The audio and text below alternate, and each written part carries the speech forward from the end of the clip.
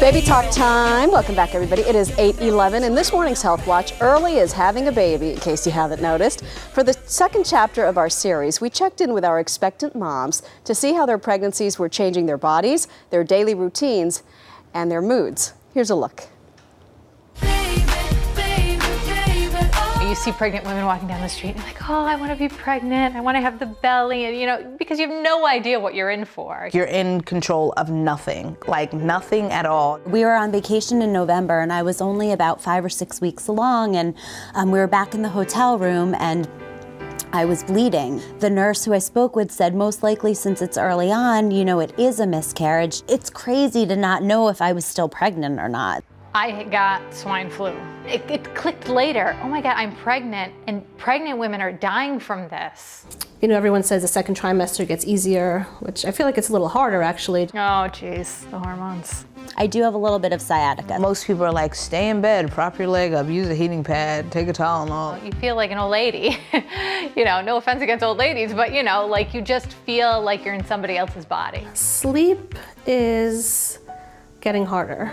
I can't really sleep at all, which makes me irritable, which I'm not used to that emotion. 1 minute I'm up here, and then the next I'm down here. Kudos to my husband, because he's the one that really catches the brunt of it, because like, you never know what you're gonna get when you wake up in the morning. April, Amy, and Julie are here this morning. Jessica, our other pal, her doctor had restricted her travel, so she can't be with us, but we say hi to her at home. Hello, we miss you. Also, here's our Dr. Jennifer Ashton, our resident OBGYN. Good morning. Good morning. So this is what nobody tells you before you're pregnant, but we're here to tell it like it is. It's not all fun and awe and amazing, as we know.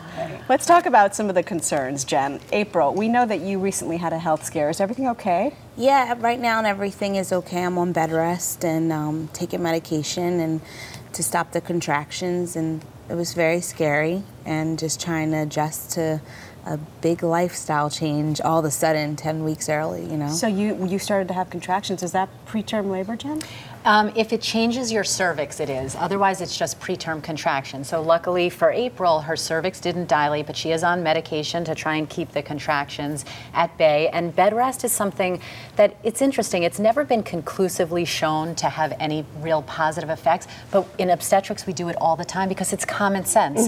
And we know that it certainly can't hurt. So when you talk about risk-benefit, it's not zero risk, but it's low risk and potentially a benefit. It can't hurt, right? It's tough being on bed rest, though. April and I were talking. Especially because she is a mega hard worker. Yes. You're a woman always on the go. Yeah, so it's tough. It's not fun and games. Is this pretty common, what happened to April? It is common, but the good news again is that her cervix isn't dilating, so hopefully she'll make it to about 36, 37 weeks. And your doctor does know you're here, so you're not going to get in trouble. No, not really. But let's get to Amy. We heard you mention that you had a little bleeding and you were convinced that you were having a miscarriage. Is that pretty common too, bleeding and thinking you're having a miscarriage? Now, we have to distinguish between common and normal. It's not normal to bleed in pregnancy. Be very clear about that, but it is common, especially in the first trimester. When you haven't yet seen a heartbeat on the ultrasound, yes, it is what's called a threatened miscarriage until proven otherwise. And sometimes when you're so early like you were, it's not possible to tell even with an ultrasound. So it's several weeks usually of high stress, high anxiety.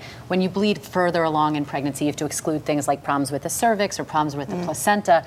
Again, it's something you want to talk to your doctor immediately for any bleeding. Julie, you said, ugh, the hormones. We are like emotional wrecks right now. But I know that you're concerned about what happens after you give birth. Well, yeah, I mean, my concern was that my first pregnancy, I didn't have this problem with hormones. And then postpartum, I really didn't have too many baby blues. I had maybe one day where I was crying. So I'm worried now that maybe because I am so hormonal and I have such highs and lows now, is that kind of a marker for maybe I'm going to be a little bit more, you know, have more postpartum depression. Well, you know what's so important is that Julie is so self-aware that she's keeping track of these hormonal swings and communicating them, not just to her doctor, but to her partner, to her husband, to her family. The key thing is for risk for postpartum depression, you know, it's thought to occur over 10% of the time. So really every woman is potentially at risk. If you suffer from true depression or other psychiatric disorders and they get worse during pregnancy, that definitely increases your risk postpartum. But again, it's an emotional time, and mood swings are common. What's my excuse? That you're a woman. That you get up at 4 in the morning every day. Imagine doing that pregnant. Oh, no. Ladies, it's so good to see you again. We're all growing about the same rate. You guys all look great. Because we're all right around the same time. You're 27 weeks. You guys, you're 31. And I'm 26. So maybe we'll all give birth together. That'll be something. And you'll deliver. I'll be perfect. All right. Thank you, ladies. Thank you, Dr. Ashton. You bet. A lot happens early on The Early Show, weekday mornings on CBS.